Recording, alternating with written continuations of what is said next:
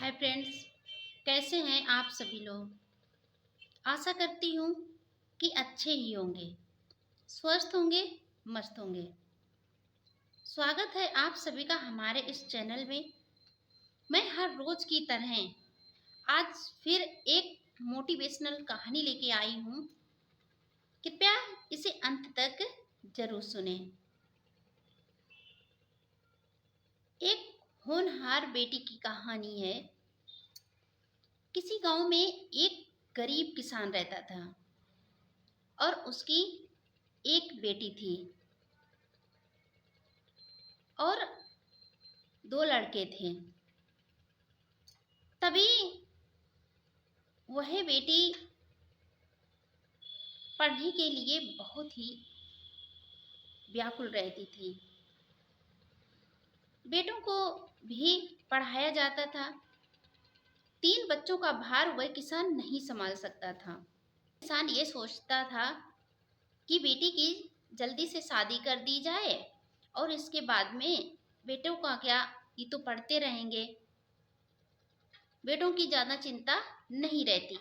अगर घर में बेटी है और वो थोड़ी बड़ी होती जाती है तो माँ बाप को चिंता सताने लगती है। यानी घर में कोई बेटी अगर है और वह थोड़ा बड़ा हो जाए तो माँ बाप को उसकी चिंता सबसे पहले सताने लगती है। वह बेटी पढ़ना चाहती थी, लेकिन उसके गांव के लोग, उसके जो परिवार के लोग थे, वो उसमें बाधक बन रहे थे।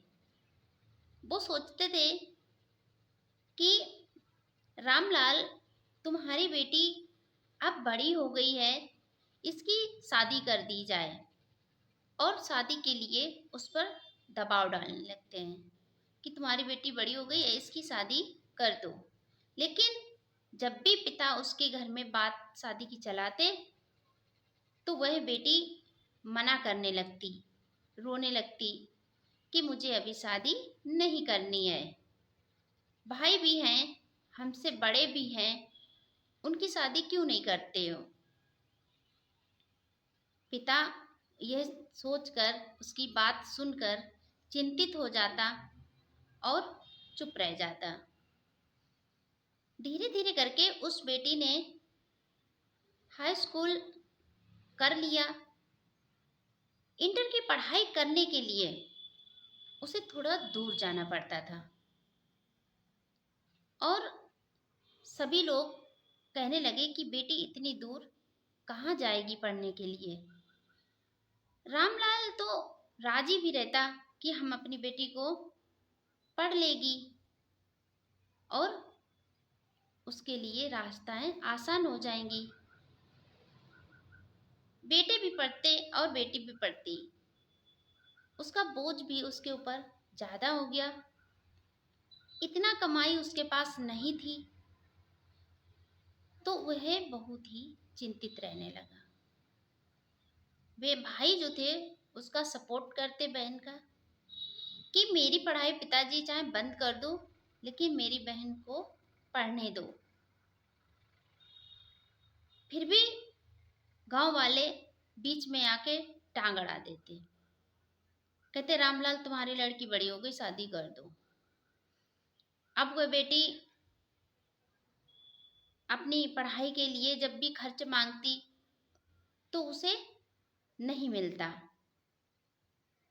वह दुखी हो गई। हाई स्कूल का जब रिजल्ट आया तो बहुत अच्छे नंबरों से वह पास हुई।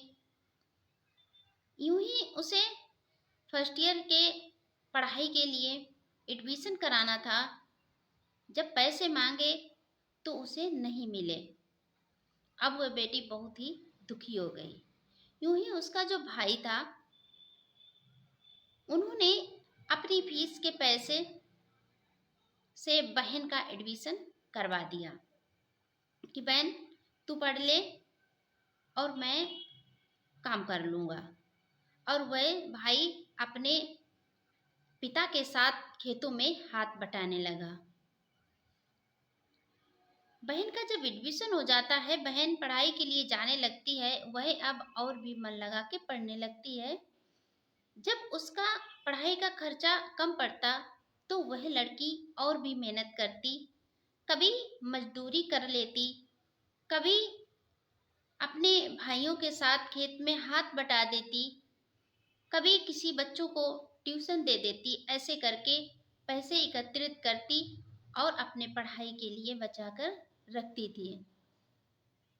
लेकिन फिर भी उसके परिवार के लोग और उसके पिता बेटी से कहने लगे कि बेटी, अब तुम बड़ी हो गई हो, अब तुम्हें शादी कर लेनी चाहिए। और उसकी शादी की बात चलने लगी। वह बेटी अब और भी दुखी हो गई। तभी जैसे तैसे उसने इंटर की पढ़ाई कर ली, बहुत ही अच्छे नंबरों से वह पास भी हुई।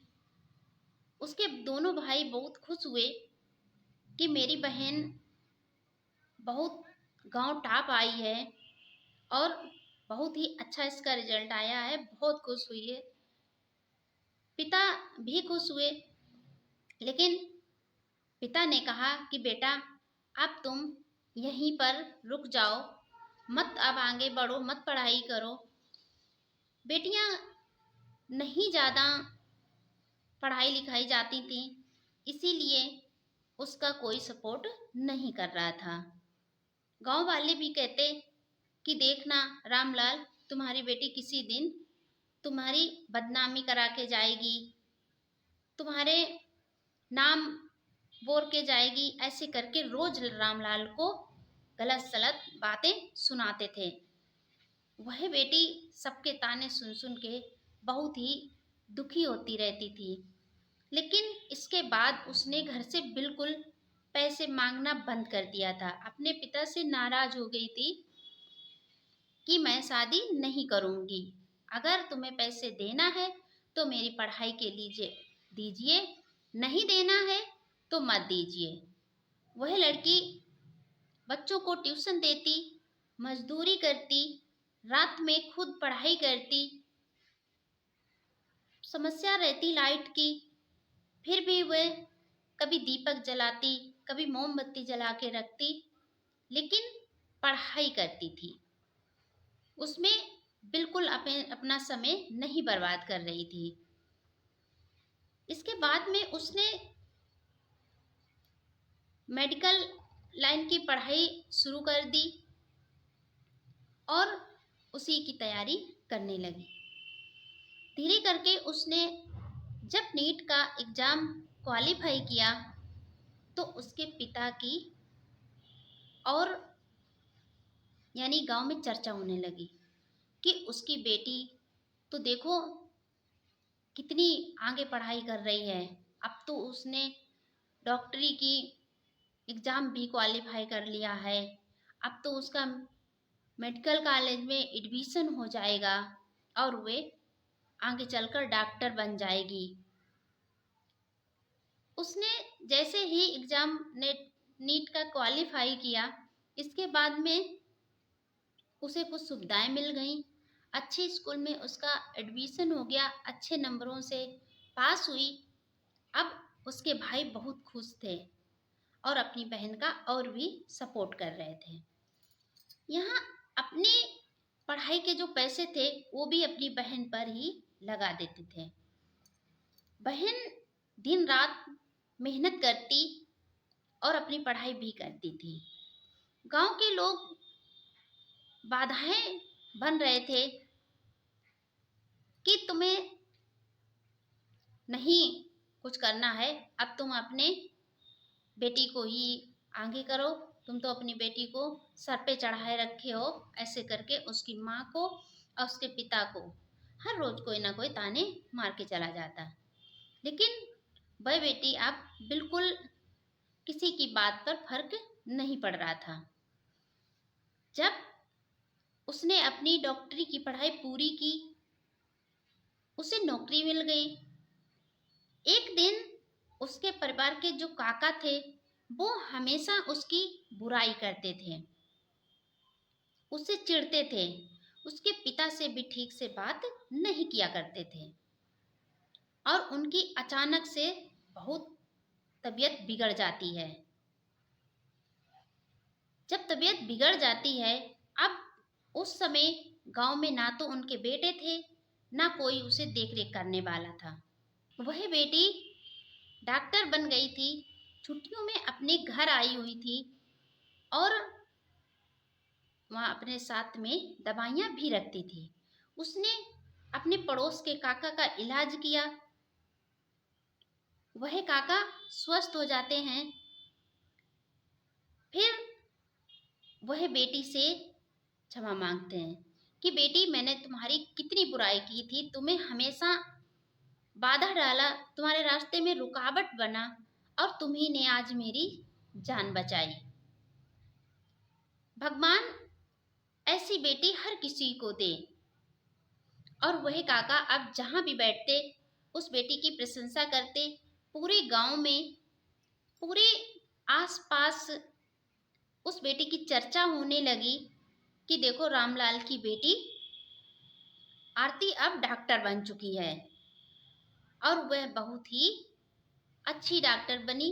और उसने हमेशा एक नियम बना के रखा कि वह अपने गांव और गरीबों की मुफ्त में इलाज करेगी।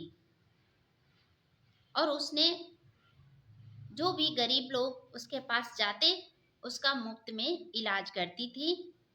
अपने पास पड़ोस के लोग थे, उसके विरोधी लोग थे, उनकी तो वह फ्री में इलाज करती, जिससे जितने भी विरोधी लोग थे अब उसके ही गुणगान करते और अपनी बेटियों को भी आगे बढ़ाने की शिक्षा देते। अब आरती को देखकर गांव के जो और बेटियां थीं, वह भी कोई एमबीबीएस करती, कोई आईपीएस करती, ऐसे करके बड़े से बड़े, टफ से टफ एग्जाम क्वालिफाई करने लगी। घर वाले भी अपनी बेटियों का सपोर्ट करने लगे और बच्चों को आरती का उदाहरण देते कि देखिए, आरती ने कितनी मेहनत लगन से आज वह आत्मनिर्भर बनी है और अपने साथ साथ अपने पिता माता के साथ साथ में अपने गांव जन के भी काम आती है। जो लोग दवाई के कारण, ना पैसे होने के कारण आयु से पहले ही मर जाते थे, अब वह लोग आराम से और भी लंबी आयु जी रहे थे। उन्हें दवाइयाँ भी मुफ्त मिल रही थी।